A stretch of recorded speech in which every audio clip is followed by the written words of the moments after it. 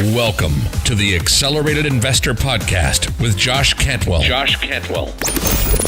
If you love entrepreneurship and investing in real estate, then you are in the right place. Josh is the CEO of Freeland Ventures Real Estate Private Equity and has personally invested in well over 500 properties all across the country. He's also made hundreds of private lender loans and owns over 1,000 units of apartments. Josh is an expert at raising private money for deals, and he prides himself on never having had a boss in his entire adult life. Josh and his team also mentor investors and entrepreneurs from all over the world. He doesn't dream about doing deals. He actually does them, and so do his listeners and students. Now sit back, listen, learn, and accelerate your business, your life, and your investing with the Accelerated Investor Podcast. So hey guys, it's Josh. Welcome back to Accelerated Investor. Happy to have you back. And in this episode, I wanted to kind of set the table. A few weeks ago, I was able to sit down with a couple of our highest end, high level coaches, Kyle Garifo from Chicago, DK Kim from Orlando, and Chris Seder from Billings, Montana. And these guys combined have closed over 500 real estate transactions and own several hundred units of rentals between the three of them. And they're all guys that I've personally mentored and coached. And we sat down a few weeks ago and had just a great fun conversation about the traits of elite entrepreneurs, the traits of elite real estate investors, and what are some of the successful traits that we see in our best, highest performing coaching students and members. And then also, what are some of the characteristics of people that don't succeed, people that fail? What are some things that they do wrong that we want to avoid? And then also, I talked to the guys a little bit about their entrepreneurial journey from starting from their previous jobs. Kyle was a therapist, had clients sitting on the couch, and we're talking to them about their personal issues, to quitting his job and jumping into real estate full time. DK is a former immigration and title attorney. And Chris Seder was not really sure what the heck he was going to do when he graduated from college and then jumped into real estate full time. And I thought it was really fun interviewing them, talking with them about their real estate success journey and some of the successful traits that it takes to make it and really succeed, and some of the traits of those people that kind of fail and don't make it. What are the things that they do wrong? So I really hope you enjoyed this interview. I had a blast putting it on. And if you like it and you feel like you've gotten something out of it, definitely let us know. Give us some feedback. And I hope you enjoy it. So here we go. So hey guys, Josh Cantwell here. Welcome back. I'm excited to be with all of you today and do a call with our coaches, with a bunch of successful investors who are coaches with us, kind of our leadership team at Strategic Real Estate Coach, which includes Chris Seder from Billings, Montana. What's up, Chris? How are you? Good, doing great. Awesome. Kyle Garifo from the Northwest Chicago suburbs. What's up, Kyle? What's going on? And DK Kim, our coach and real estate attorney from Orlando, Florida. What's up, DK? How are you? I'm doing great. Hey, Josh. Awesome. So what we're doing here today is we've invited some of our highest end coaching students that we call them Masters Elite and Maverick Mastermind members to join us. And what I wanted to do was kind of interview Chris and Kyle and DK, who all now have at least about 10 years of real estate investing experience. DK, when did you officially kind of jump into real estate investing, DK? Was it about 6 years ago? Yeah, full time. I think it was like 2012, 2013. Yeah. Yeah. And Chris, when did you start investing? 2009. 2009, so going on 10 years. And Kyle, how about you? 07. 07, yeah. So you've got 10 years, 12 years, and about 6 years of experience. Plus me, you add it up, it's over 30, 35 years of experience. Chris, give or take, about how many deals have you been involved in your career? Oh, I mean, hundreds. I lost track a while ago, but yeah. I mean, so probably plus 400 plus. Yeah. I mean, probably 120 plus rehabs. Who knows how many wholesale deals? Probably 80 or 90. and then bunch of rental property, and yeah. So it's probably 200 plus. Yeah, awesome. Kyle, how about you? Yeah, I think I'm probably about 275, 280, somewhere around there, and every day it's going up, so enough. Yeah, right. And DK, how about yourself? I think somewhere like 150 plus. Yeah. And all the guys that, and I've done nearly 1,000, about 400 something wholesale and short sale deals that we wholesaled out. And then, several hundred rentals and rehabs, over 350 plus private lender loans. And we also, all of us own cash flowing rentals, commercial buildings. Kyle's in the assisted living and independent living market. Chris owns a bunch of multifamily properties. DK owns a bunch of rentals. DK was the founding member of Gulf Shore Bank. And we also just raised about $4 million that we put into a bunch of apartment deals. So I'm an equity owner now in about 1,150 units of apartments outside of Atlanta. We own about a 15% share of those. It's a $70 million portfolio down in Atlanta, which is pretty cool. So just a ton of experience. And what we thought we'd do today is not only for our listeners, want to welcome all of you guys onto the call, but for everybody who will join our coaching program in the future, or maybe catch us in a podcast, is really just talk about two things. One is have each of these guys just kind of comment on their life cycle as an investor, whether it was starting out as as an attorney getting into real estate, or starting out as a wholesaler, then getting into bigger deals, or in Kyle's case, doing a lot of short sale flips and getting into commercial now. All the guys have raised a lot of private money. So that's the first conversation, is just to hear from them. What was that like? What challenges did they face? What would they do differently in their life cycle as an investor? And then the second conversation just around what are some traits, what are some specific things that they thought that they did well, and what are some specific things that they see in their coaching students that their most successful coaching students are doing, and what those traits of their coaching students that make those coaching students successful. And what are some things that some of their coaching students that are not succeeding, what are some of their characteristics that they're just not doing well, whether it's just not taking action, being lazy, not raising enough money, those kind of things. So I'm going to start with Kyle because I've known Kyle the longest. Kyle and I go back at least 10 years in our relationship as sort of mentor-student, and also Kyle's our head coach in our coaching program. So he helps us put together the curriculum as well as Chris and DK. But known Kyle the longest, and know Kyle on a pretty personal basis, his wife and kids. And so Kyle, just tell us for a couple minutes here, what was your start like in real estate? And you went from new to intermediate to a really advanced investor now. What was that life cycle for you? And what did you think that you did well along that journey? And what are some things that you would have done differently? Yeah, and it's still ever changing and growing, obviously, even today.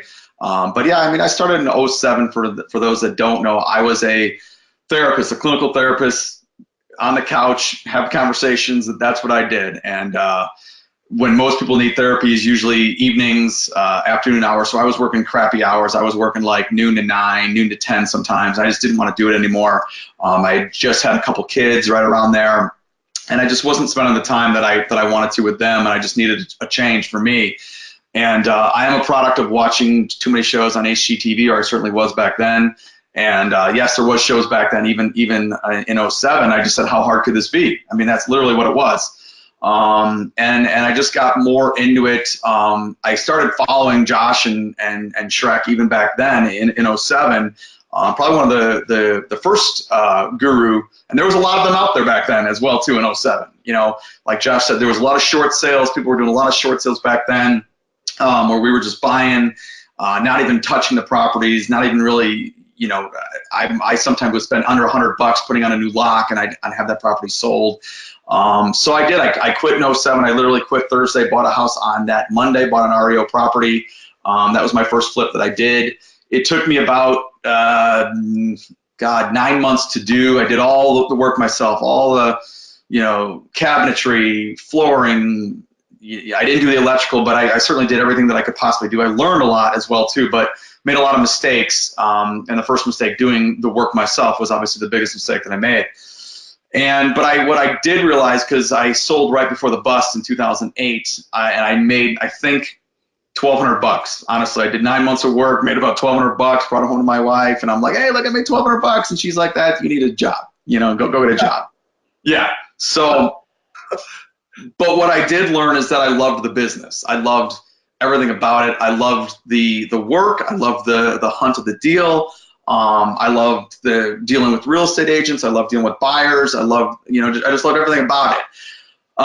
But rehabbing for me was just more of kind of an intro point at that point in time. That's when I really started getting into more of the short sales, and then beginning with Shrek. And Josh, you and I were working on that for a while until I became a student with you in 2011 full time. When I remember you saying this to me, that I needed an evergreen business, right? I needed a business that could always change, that could always be there for me whenever the market changed. Because short sales, although I still do some, I've got like 4 or 5 going right now that are in the process of whatever stage they're in, is not really my main business at all. When I was doing 25, 30 deals at a time, now I'm doing 4 of those, just straight negotiating with banks. I don't do any of the negotiating. I don't do any of that anymore.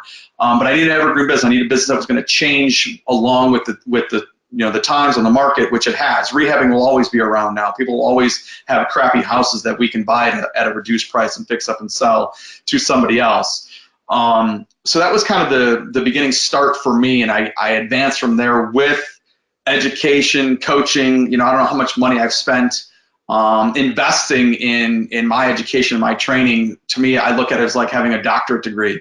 You don't want somebody operating on you that took maybe a few months online course, and doing open heart surgery with you. For us, it's a lot of education. You look at, anybody on the screen right here, we've all spent a ton of money on our education to get where we're at right now. And I've got formal education. I've got a master's degree. I got certifications. I'm, as a therapist, you need all that as well too, which did help me do this business ironically as well too, because this is a people business. And it just allowed me to go from one person-to-person business to another, dealing with homeowners and sellers and lawyers and REO agents and all that stuff. I was able to transition. That's been one of the strengths for me, is that I think sometimes, and even my own students, they forget that this is a person-to-person business, and it's all about the numbers and the deal and how much money I can make. And you have to be willing to help people in this business and not make any money, because you'll make more money with that philosophy and that attitude than you will constantly about the money and the hunt. I get asked weekly from people, how do I do this? How can I do this? I just inherited a property. Do you know any good agents? Do you know this? Do you know a good plumber?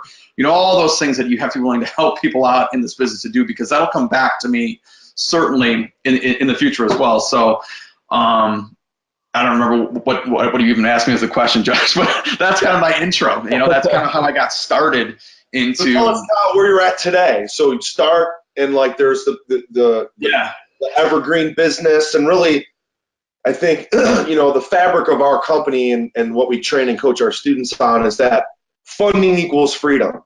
Yeah. And you have an evergreen business, and your business model is to buy, fix, and sell, but you got to have the underlying evergreen part of that business is funding. Right. You could have the buy, fix, and keep model and lots of rentals, single-family rentals or multifamily or even apartments, but the underlying fabric of that is funding. You could do assisted living or independent living, senior care facilities. Again, if that's your business, the underlying evergreen part of that is you do the same thing over and over and over, and you have funding to do it. So Tell us a bit more about where you're at today. What are you focused on? Obviously still doing some single family flips, some single family rehabs, and a lot of big properties. I've seen you do multi-million-dollar properties. Yeah. Tell us about what you're working on right now. What is the evergreen model for you? Yeah. And, the funding that supports what you're up to.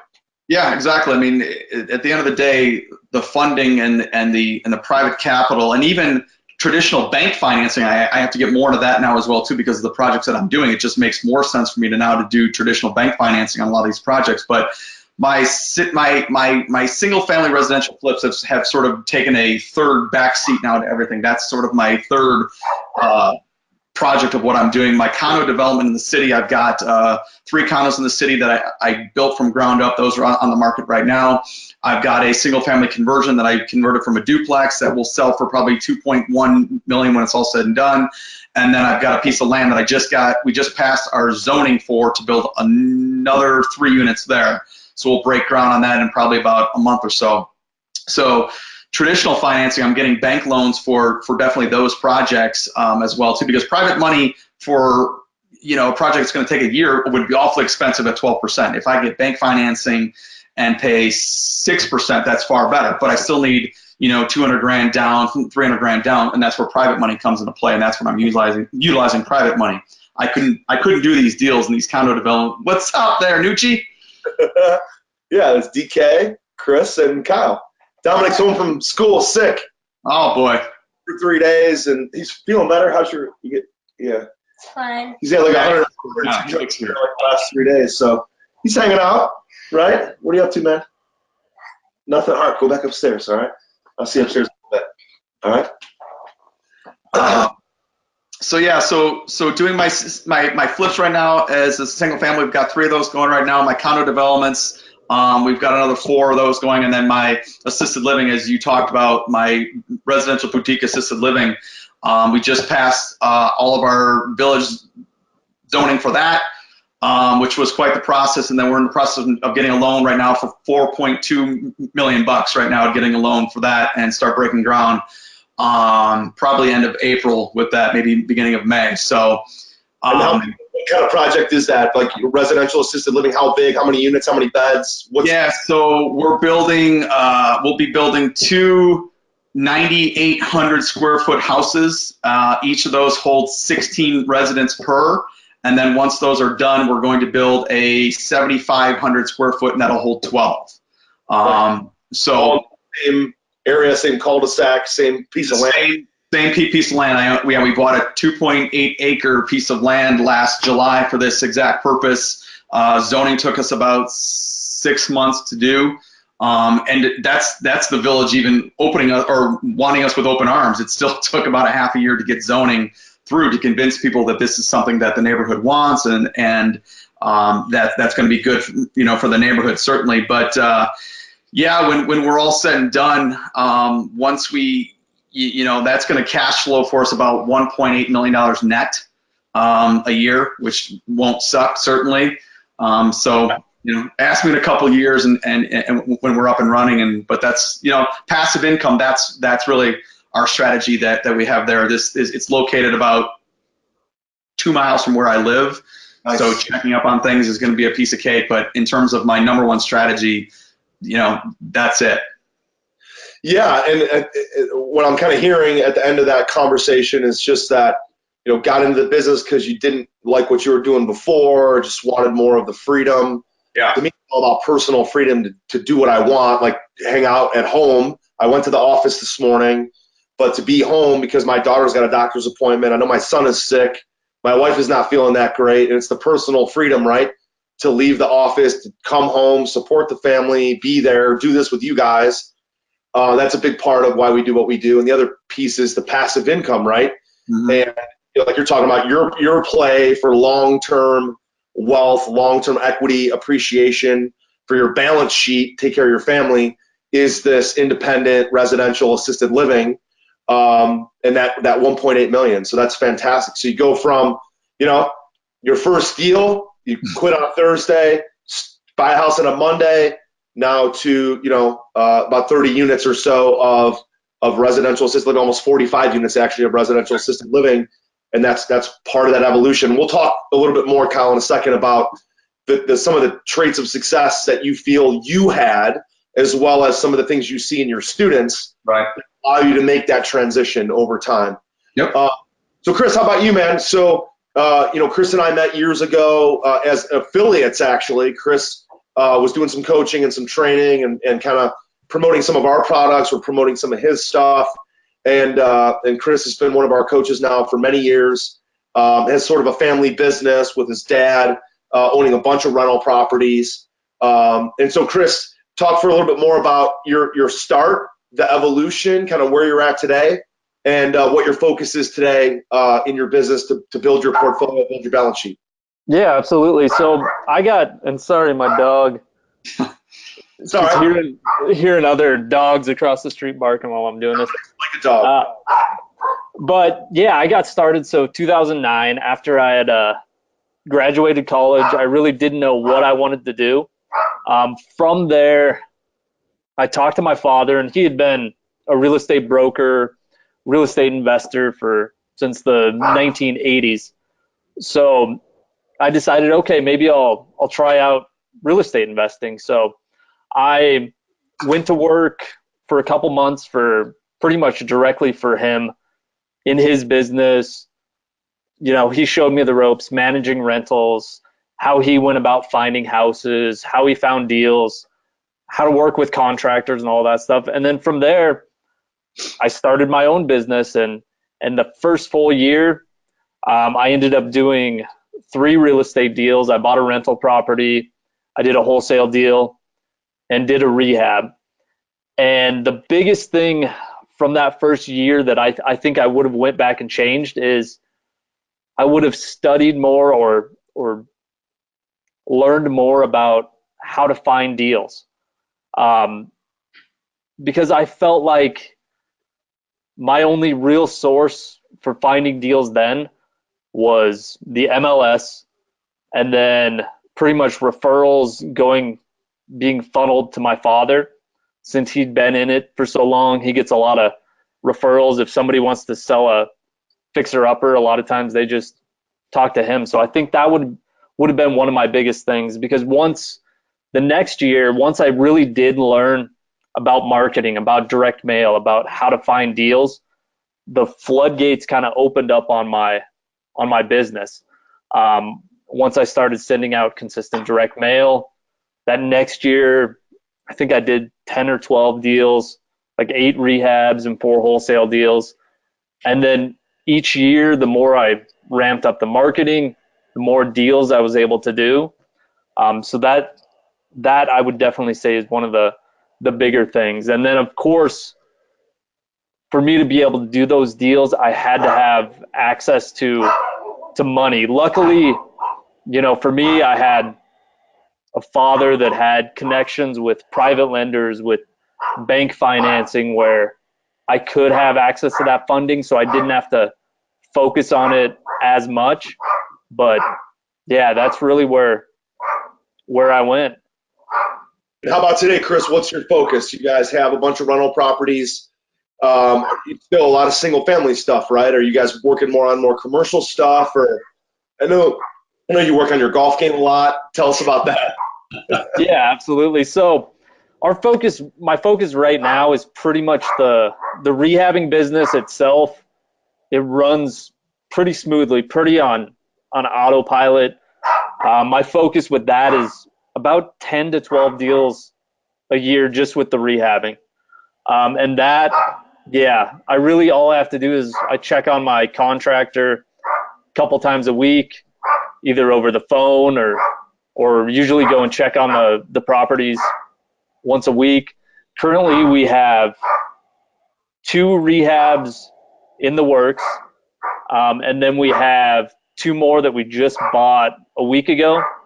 So those are in different stages. Once our guys get done on those, they'll move to these other ones. Got it. Tell our audience just a little bit more about your long-term passive income play and your passion for rental properties, owning rentals, cash flow. I mean, Kyle talked a little bit more about his big assisted living facility. As long as I've known you, Chris, it always seemed like you were mostly focused on single-family rentals, owning rentals. Your dad owns a bunch of rentals. Tell us a little bit more about that, as far as, because that's why we're all in this, right? Is passive income, financial independence. So for our audience that's trying to get to that point of like, hey, I don't really like my job, or I just really want to do real estate. It sounds really sexy and fun, but I want to get to the point where I can play more golf and I want to have this personal freedom to do what I want. What is that like for you? What does that look like? Yeah, absolutely. So my goal with rentals is every year I usually set a goal to buy a certain amount, a certain number more doors. This year, what do I have? looks like want to buy 5 more rental units. Currently, between me and my father, we have somewhere around 130 rental units that, some of them are his, some of them are mine, some of them we own together. Eventually, it's all going to come to me. But my goal has always been with the rentals is to, and I've gotten there with it, build up enough of my own where the passive income from those rentals covers all of my living expenses and then some. So that way, if I do want to, and what I do a lot in the summer is play golf. That way, if I want to, I'm going to take July off. I'm not going to really do much in July. I'm just going to golf. All my expenses, anything that comes up is going to be covered from my passive income with the rental properties. And with the rehabbing business, pretty much just runs itself right now. That takes me a couple hours a week to check on those. So yeah, pretty much is the rentals, big checks from your rehabs, a couple wholesale deals in between. Allows you a lot of free time to play some golf, man. Chris is pretty much a scratch golfer, which is pretty amazing.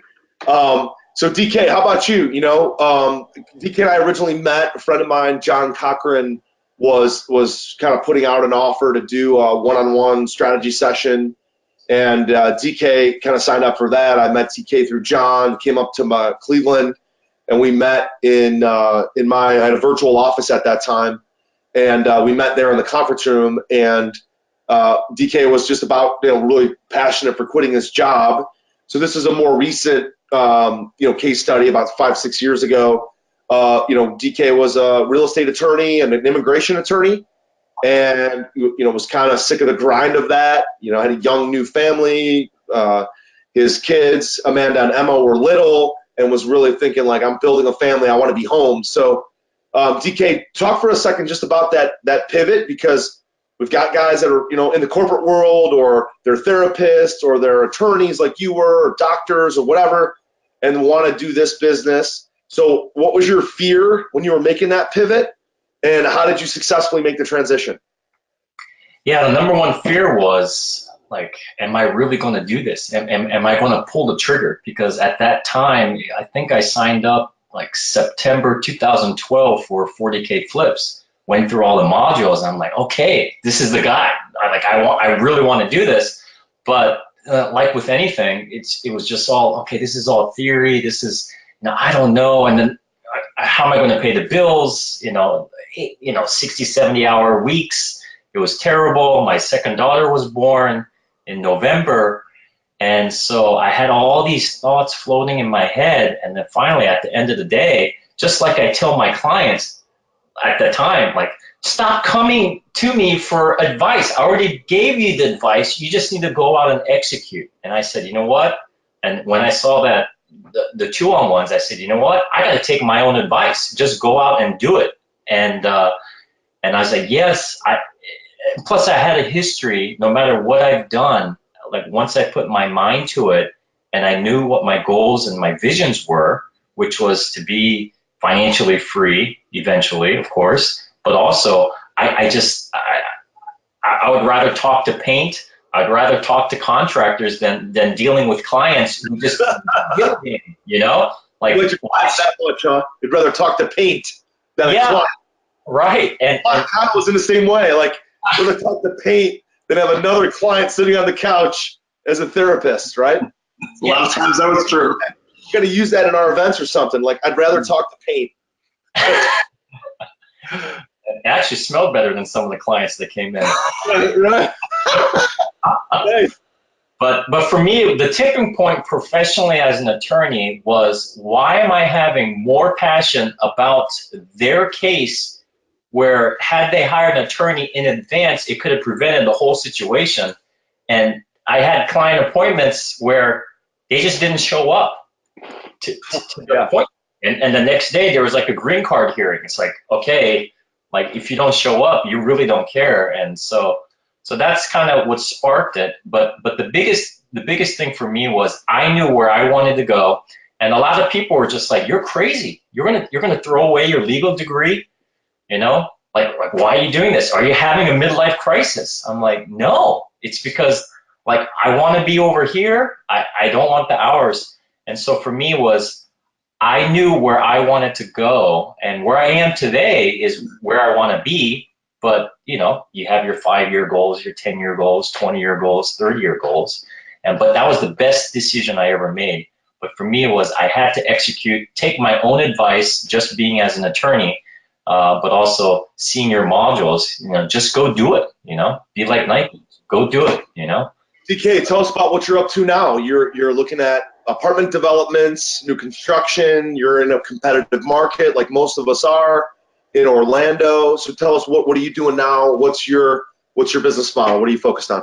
Yeah, so currently right now I have two rehabs going on concurrently. I have one closing scheduled for liquidation closing next Friday, acquiring another property next week.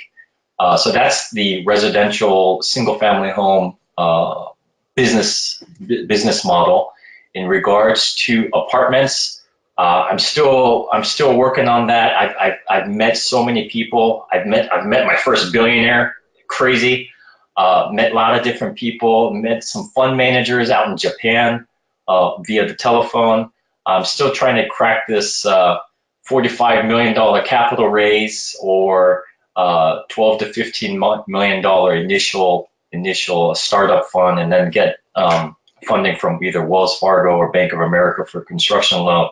So I've been meeting a lot of really big people. So it's like right there. And then also have new construction, single family houses for new construction. That's happening up in Ocala, Gainesville area, which is about an hour and a half away. The numbers are great there.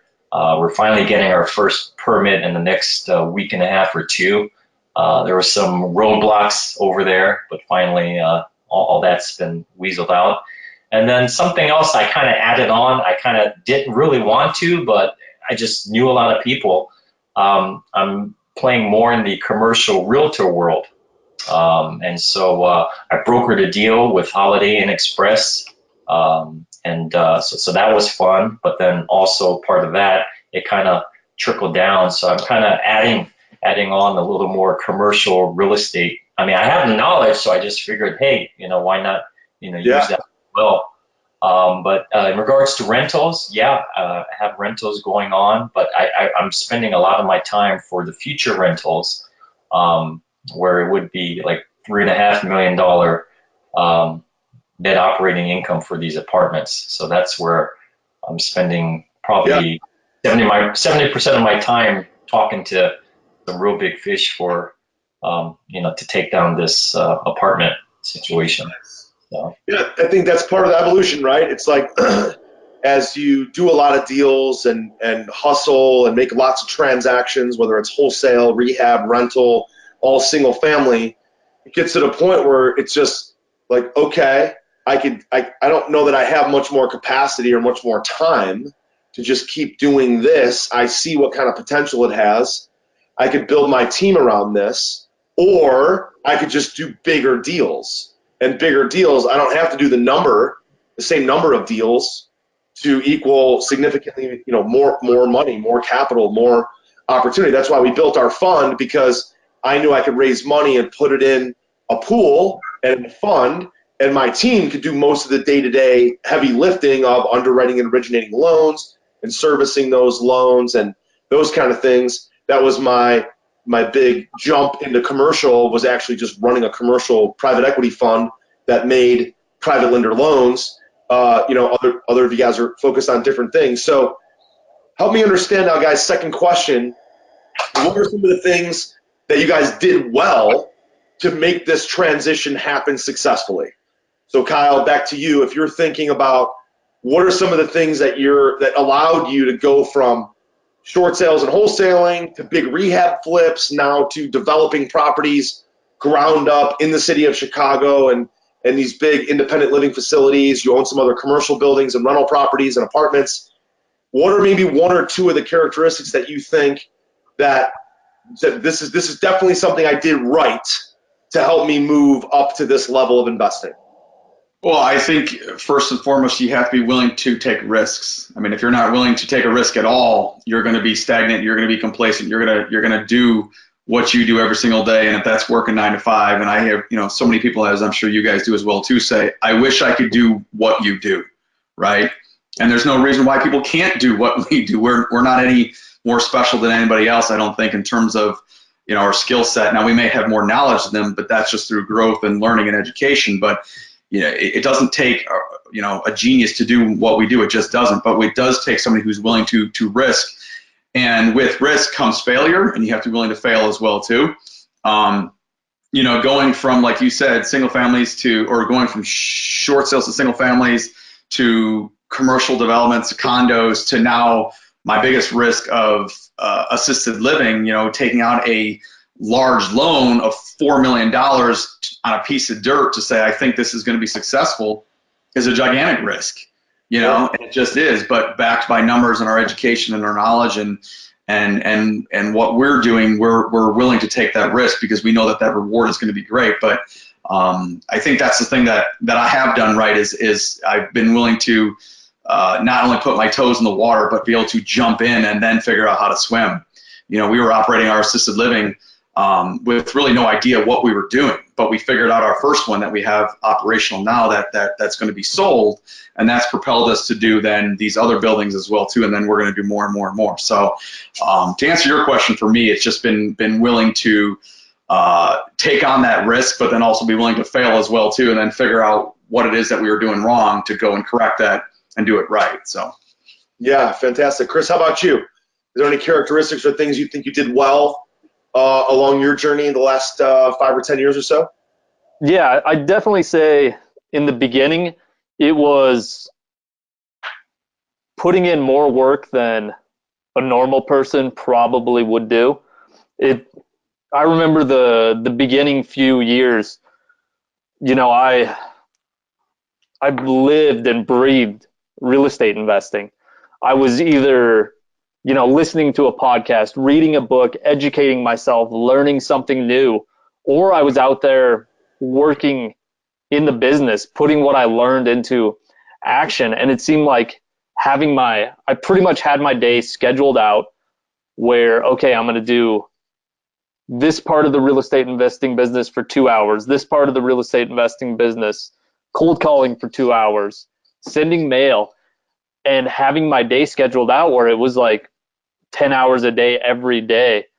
Just hustling in the business is what helped me. And then, of course, adding in time for education where I was learning something new and then adding that to my business, trying it out, testing it, figuring out if it worked. If it didn't, trying something new. But you got to put in the work. You got to get out there and do this business. The first couple of years are going to be hard.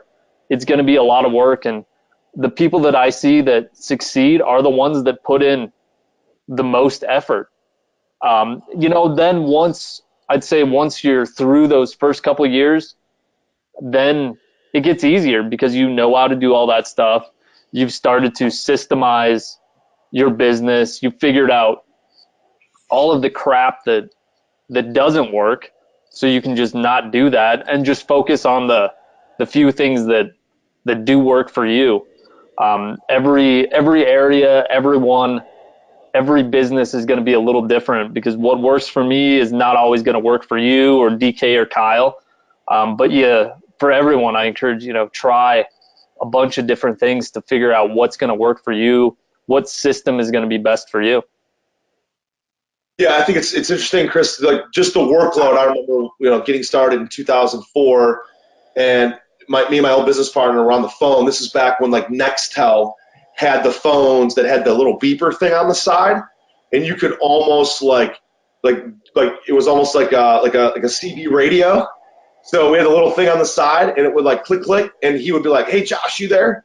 And it would just sound off in my kitchen, and we would be on the phone like every night, man, just talking about everything we were trying to do and things that were working and things that weren't.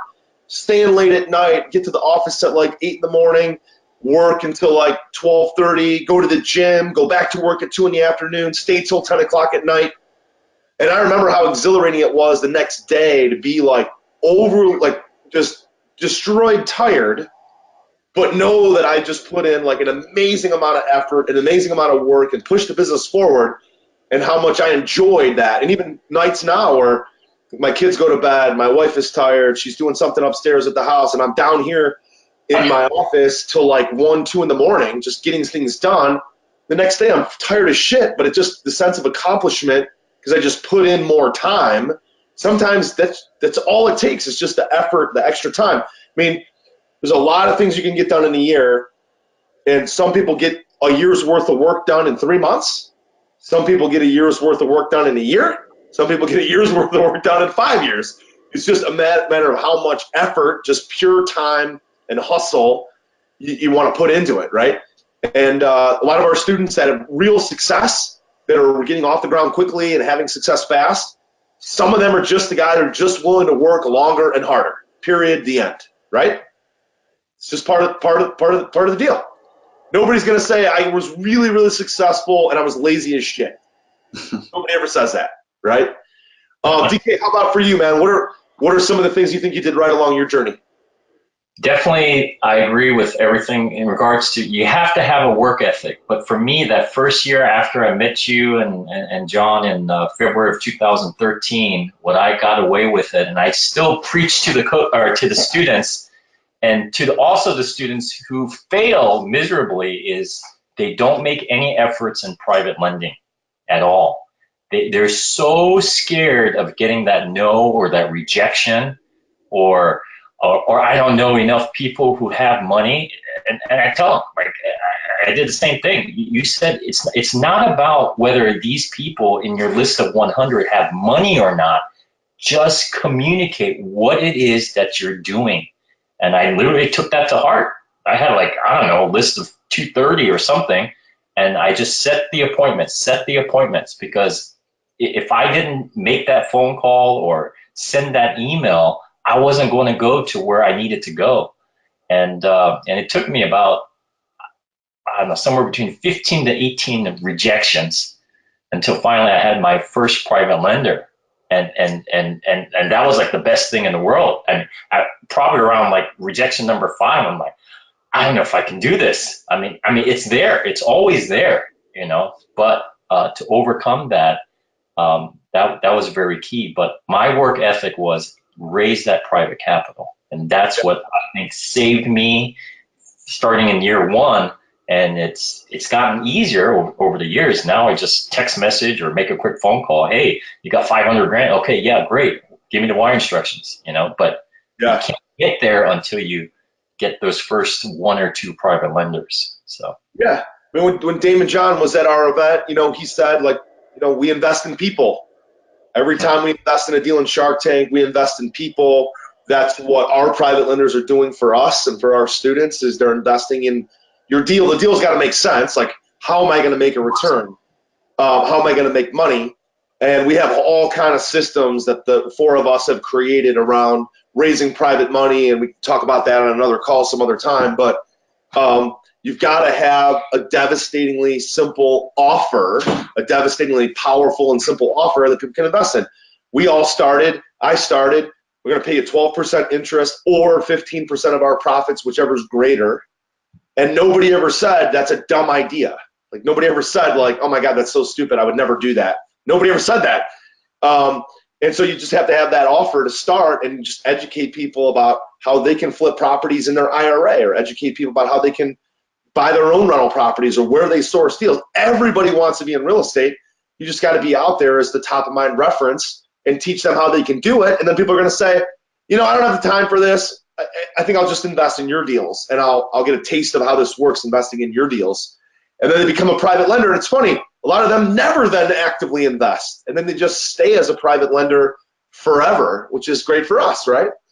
So second piece of the conversation, guys, is if I asked all of you, if you look back at your most successful coaching students, what were some of the traits, 2, 3, 5 traits of success that your most successful students carry, a recurring theme that you see in your students that make it long term and that do well in this business, what do you think some of those traits are? So Kyle, back to you. What are some traits that you think your most successful people have? You've been coaching with me for over 3-4 years. You've coached dozens, if not hundreds, of our students in a one-on-one fashion.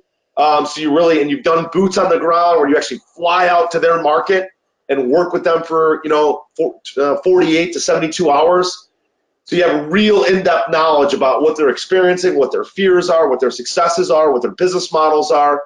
If you take all that combined, what are some of the features and traits that you see in the recurring students that have the most success? Yeah, and you mentioned boots on the ground. I'm actually leaving for one this coming Monday, and I'm excited about that one in particular as well too, because the student that I have there, for me, the ones who are action takers, I mean, that's going to be first and foremost. The ones that are out making offers, I'm blown away when we do our phone calls every 2 weeks and, hey, how many offers you made? I made one. That's not going to get it done, right? That's not going to get it done. I just talked to one of our students who's in our mastermind, who's actually on this call, and, the guy's making 25, 30 offers a week to try to get one accepted, and he understands that. And you ask a guy like Joe, and that's why he is successful, because he's constantly making offers, he's constantly taking action, and failure is okay. It's just one step closer for him to getting a yes. He's one step closer to being successful. So again, somebody who's willing to take risks and be an action taker is certainly one of the key steps for our students. I think just being persistent and consistent is pretty important as well too, and that could apply to a wide variety of things, whether it's making offers, whether it's your marketing, whether it's how many people you're talking about private money. It's being persistent and consistent with it, because if you think it's just going to show up, any one of those features, they're not just going to show up at your doorstep, whether it's leads, private money, who knows. You have to be willing to work at it, and like DK says, eventually it does come to you over time, but that's not going to show up the very first time as well too. And then I think just for me, and I guess that could apply to other students as well, is surrounding yourself with successful people as well too is so critical, right? I mean, it's so critical. That's why we have our mastermind group, but even your own personal friend group. If you look around with who your friends are, I mean, most of my friends are business owners, entrepreneurs, people that have their own freedom, that are obviously financially stable, etc. And that's just who I relate to the best. It's not to say that somebody who doesn't make as much money as me is not a friend of mine. It's just that that's who I can grow and expand their business, and we're always looking to help each other's business and what can we do.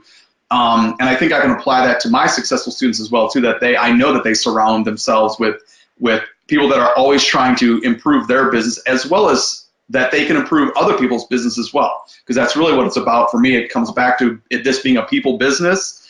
And it's just a trait that I think people often overlook of their surrounding, their environment, how they view themselves is a lot of times how other people view them as well too. And if people don't have the confidence and are not willing to take the risk, this is very difficult to do in this business. So that's, I think, traits that I see in a lot of our students. Yeah, a lot of good points there. Especially like I think one of the things that's most fun in my life is progress. And progress means that you're learning, right? So learning something new. And so the more seasoned I get in business, the more people we coach, the more money we raise, the bigger our fund gets, the bigger our portfolio gets. I find myself asking more and more and more questions, because the people that work with me or for me, they know more about marketing than I do. They know more about the project than I do. They know more about certain parts of the business than I do. So I ask a ton of questions, and when I ask questions, I learn. When I learn, I feel like I'm making progress, and that's fun for me, right? And so being around, to your point, Kyle, being around other people who are already successful, getting really good at asking them questions about what they're doing, like how are they surrounding themselves with A players? How do they fund their business? How do they exit their business? How do they make in relationships? Like, who are key people that they know that they've met? I just had a conversation literally an hour before we started this. I met a mortgage broker. His name is Anthony DeMarco, through my niece, Vanessa. I met him about a year ago. I stayed in touch with Anthony because I could just tell that he hustled, right? I could tell he was not a guy that's just, making millions of dollars a year, probably making a couple $100,000, but just hustling. So I stayed in touch with Anthony. Now Anthony left the job as a mortgage broker and works for Colliers as a commercial broker. Primarily works in apartments and multifamily. So I talked to him at noon today, and we've kept in touch just because he was a fun guy to be around. I was learning things from him, and he's hustling his face off. I actually tried to hire him about 6 months ago. But just today, he's like, I've got a 50-unit off-market apartment. I've got a 207-unit off-market apartment. I've got another 140-unit off-market, and I've got a 24-unit that he's all bringing to market now and is interested to know if I'm interested in looking at these. And I'm like, of course. So it just because years ago I could tell he was an A player, and I just wanted to stay in touch with him. And then all of a sudden now there's this opportunity. I don't know if I'll buy any of those, but I'm certainly going to review them all and make offers on all of them. So opportunity just through your network, because you're just staying in touch with fun people who are successful.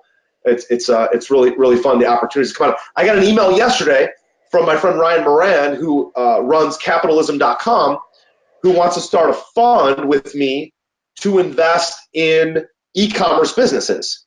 And the one email I got yesterday is a business that's needing funding. They're a foods business that is a business that is in Whole Foods, that has kind of the eye of Amazon, and they're selling things on Amazon, but they need funding. And Ryan's talking about raising money to give that business funding and own equity in that business. Again, just because of a relationship, just somebody fun to network with and stay in touch with through Ryan. So really, really fun stuff there. Chris, how about you? What kind of characteristics do you see of our students that are successful? What are they doing that you see consistently from them? I think for me, the ones that are the most successful are the ones that follow a plan. They actually put in the effort into the plan. Because a lot of times with some of my students, they'll work a 9-to-5 job full time. So what I usually like to do is create some sort of a action plan for them and give them, small tasks each week that they can complete. So 2 hours on Monday, maybe they're analyzing deals, scanning the MLS, pulling deals to make offers on. But the students that just simply follow the plan and put in effort each and every day, they're the ones that I see make it happen, that actually get deals. And then being consistent with that plan, because you have to be putting in offers, doing that each and every day, each and every week. The ones that they'll do it for a month and then maybe a couple months they won't do much. Those are the ones that don't have the success. So I'd say that's the biggest thing there for most of mine. I actually have it written up on my whiteboard, just 3 words: think, plan, execute. Yeah. Think, plan, execute. And some days I feel like, oh my God, I've got so much shit going on. You guys all feel the same way, right? I've got so much crap going on. Some of my favorite days are the days where I really don't do anything, that I take all the crap that's in my head and I think, and I have this red notebook in my bag, and I've got just one page of notes for Freeland, 1 page of notes for Shrek, 1 page of notes of my personal things I've got to do with my wife and with my kids and my family, and then I've got another page of just personal investments outside of Freeland, rental properties and apartment buildings, stuff I own on a personal basis. And some of my favorite days is just decluttering, right? Just taking everything that's in my mind and getting it all written down. So, and think and plan kind of go together, because then I feel the freedom to go execute, right? The freedom to not have this clutter and all this crap in my head. And some people are like, just execute is great, but oftentimes it creates so much chaos that nothing really ever comes together, right? So it's think, plan, execute. And the fact, all of you guys as coaches and myself, that's what we're helping our students do. Think and plan, have that plan so they can just feel free to go execute all the time and feel like they're making progress on that plan and where they're going to go. That's what we do as coaches, hold people accountable. Think and plan with them, hold them accountable to the execution. The one thing we can't do is execute for them, right? we can't do the job for you.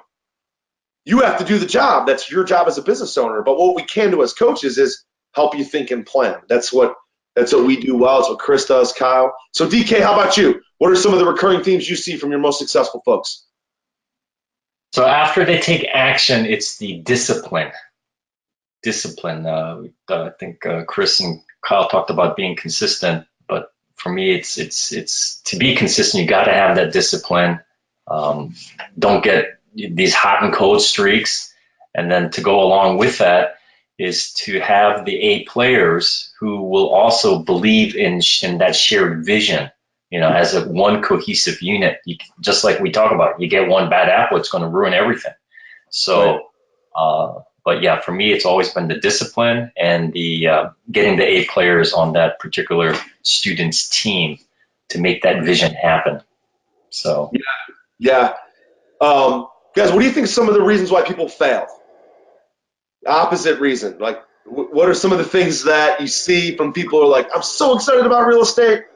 Like we all had that same thing. I'm so excited about real estate. We're all in it. We're all having success. We got portfolios and rehabs and flips and private money. There's a lot of people that started the business the same time we all did who failed and are out of it and are back to a regular job, and they failed for whatever reason. So DK, how about you? What are some things that you see from students of yours or other investors in your market, people that you've come across who fail? What do you think some of the things that they have in common?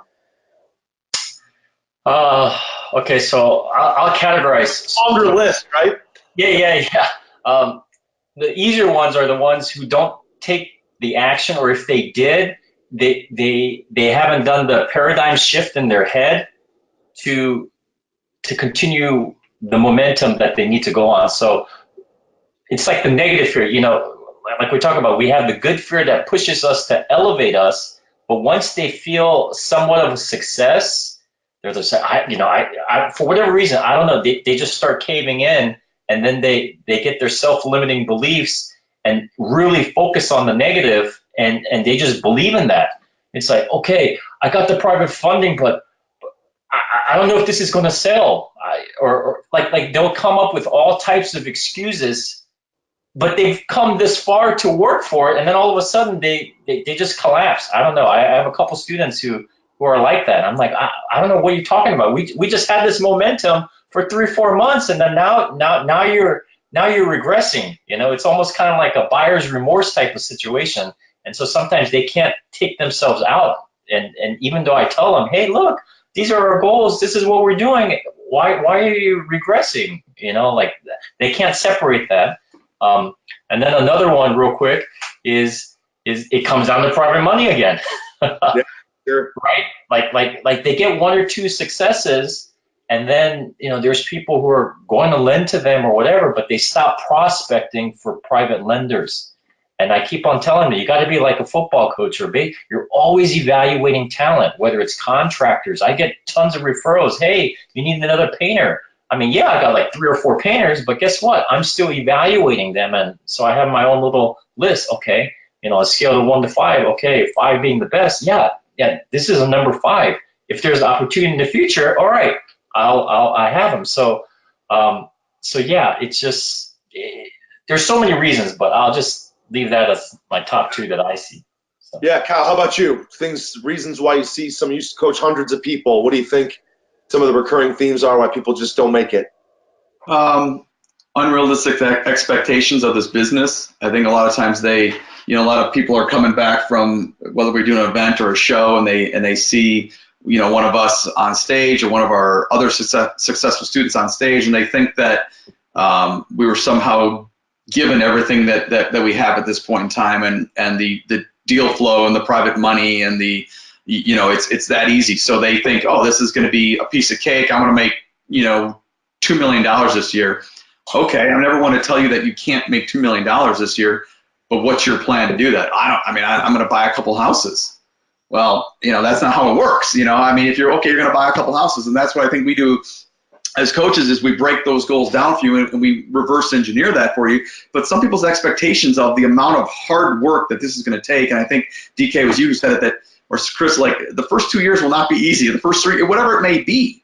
You know, in 2010, it still wasn't easy for me. And I had been in the business for 3 years. It's still not easy, and I'm 10 years later into this business. If anything, it's almost harder now because I'm doing such bigger things and managing a lot more money and expectations. And so you have to be willing to work hard. This is not a get-rich scheme by any means. And I think the ones that we see, the ones that fail, are the ones that come out of the gate the best, but then it's like, I want to do this. Is a lot of work. You know, this is a lot of work, and they're just not willing to do the work, and then they ultimately fail. So, yeah. The other thing I've seen from some of the students and some other people is it's lack of cash flow, right? So, rehab focus on buying, fixing, selling, buying, fixing, selling. Well, if you buy, fix, and sell, and you structure private money the way we teach it, where you get all the funding up front for the principal, the purchase, the rehab, your soft costs, your holding costs, and you pay your private lender at the end all the interest that they're owed, and when the property sells, then your business doesn't have a lot of cash flow requirements because all the interest is deferred to the end. I've seen several people say like, well, I want to buy the next deal and the next. I don't have a true private lender, so I'm going to go to an institutional private lender, like a lending home or even a Freeland or some of the different hard money lenders and private money lenders out there. And then I got to buy these other properties because there's a big profit at the end. It's great. But all of a sudden, they've got 6 new loans, 6 new mortgages, no cash flow. Well, that can hurt quick. Yeah. So it's all about cash flow, right? So I love to buy properties, rehab them, and sell them on rent to own. I love to buy properties, rehab them, and keep them as rentals. Of course, we buy, rehab, and sell all the time. But the ones that are successful are the ones that understand you got to have consistent cash flow.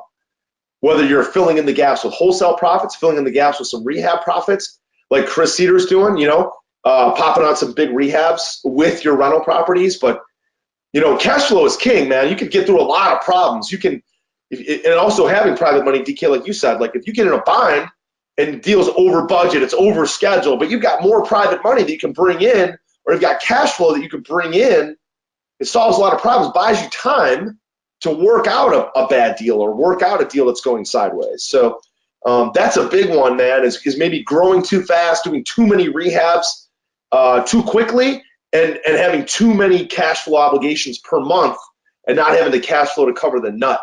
I see that from some students that get a little bit too optimistic too fast, and they don't have the financing structured the right way to allow them to grow in that capacity. Chris, how about you? What are some recurring things you see from some folks that don't make it, that want to make it but get soured, negative on the business? What do they do wrong? Yeah, I think one of the things that I've seen from quite a few people is their mindset. A lot of people, they either believe the media, they believe realtors or whoever that are telling them, hey, you can't buy houses that cheap. There's no deals in this market. So they really start to get this mindset that there aren't any deals. So then that leads to them not putting in the effort, where, I've found, and I see the successful students in super competitive markets, they're finding deals because they're making more offers than anyone else. And there'll be a student in that same market that's failing because he's got the mindset and he just can't get himself to actually go out and put in offers, get out there and hustle. So I'd say their mindset, they have this scarcity mindset where there is just not enough. Where if I always try to, or if I can get them to start believing that deals are infinite, they're out there no matter what the market's doing. There's always going to be distressed property. There's always going to be somebody that needs to sell. So yeah, that is the biggest thing, getting them to believe that the deals are out there, believe that there's private money out there. Because if they don't believe that, they're not going to put in any effort whatsoever. They're just going to sit on their couch and complain. Yeah, absolutely. I was actually speaking at an event yesterday. Tim Bratz is a friend of ours and a big apartment investor, speaking at his event downtown Cleveland. And Tim made a great analogy, so I wanted to share it with you guys. he was talking about wealth, and he was talking about apartment buildings. So if I have an apartment building and it's worth $5 million, there's no wealth is not something that if you have wealth, I can't have wealth. If somebody else has income or deal flow or private lenders, it's not taking anything away from what I'm doing, right? And so he talked about, hey, I have this apartment building. Somebody else, some guy next to me, raises up, buys a piece of dirt, builds an apartment building, and his apartment building is worth $5 or $10 million. He just made $5 or $10 million worth of wealth, of real equity. And if he has a loan, maybe he made $2 or $3 million worth of wealth, and he leveraged it with bank financing. But him building that apartment building didn't take wealth away from me, even though I own the building next door, right? So wealth, deal flow, private money, deals, it's infinite. It's infinite. There's enough for everybody where if Chris has success, he's not taking away success from other investors in Billings.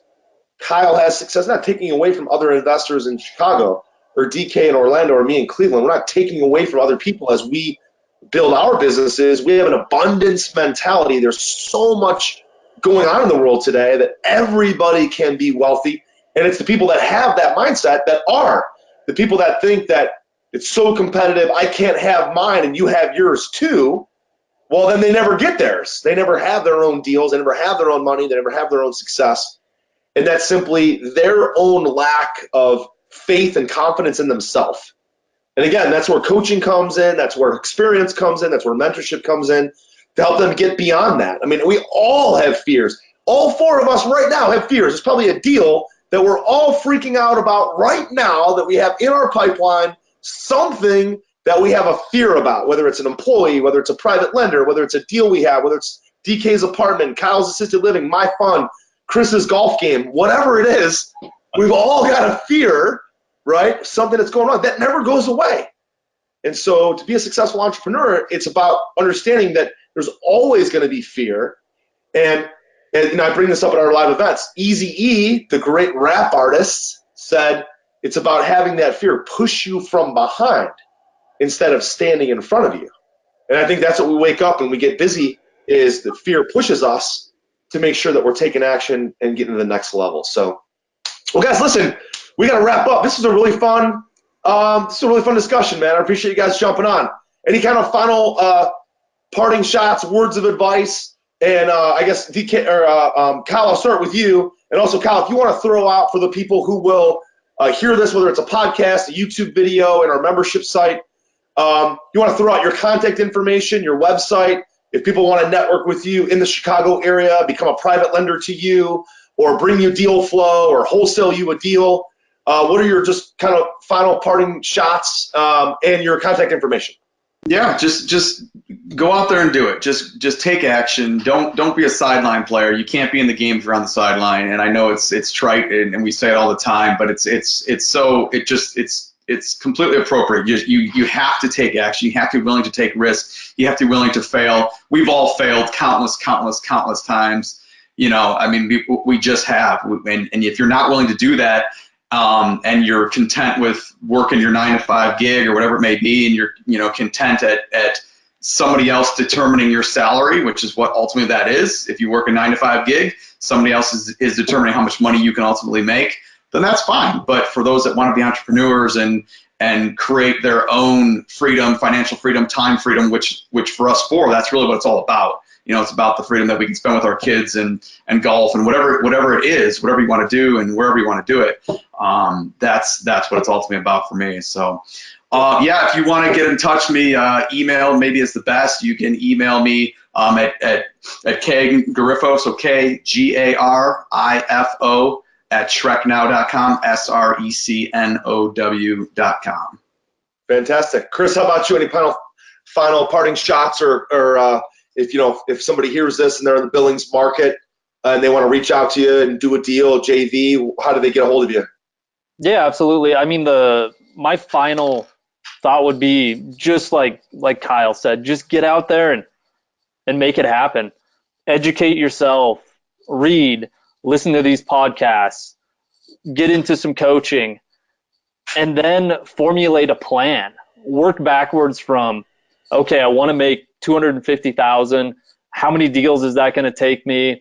How many offers am I going to have to make? How much direct mail am I going to have to send? How much private money am I going to have to raise? So factor it in that, create yourself an action plan and follow it, and put in more effort than you think it's going to take also. That's going to be keys. Getting out there, especially the first couple of years, and just hustling your butt off, working harder than everyone else. That's going to be the biggest. And if you want to get into contact with me, just search me on Facebook or Google, and you can find me. Shoot me a message there. That'd probably be the easiest way. Fantastic. DK, how about yourself? What are your thoughts? Yeah, private money. Get your list of 100, finish your PowerPoint presentations, and get your damn elevator pitch under wraps. Right. Okay?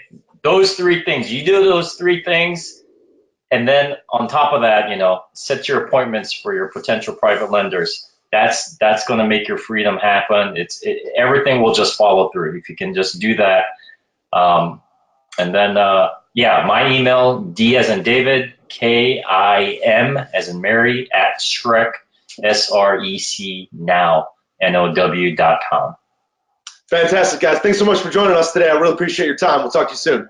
All right, thank you. Thank you, Josh.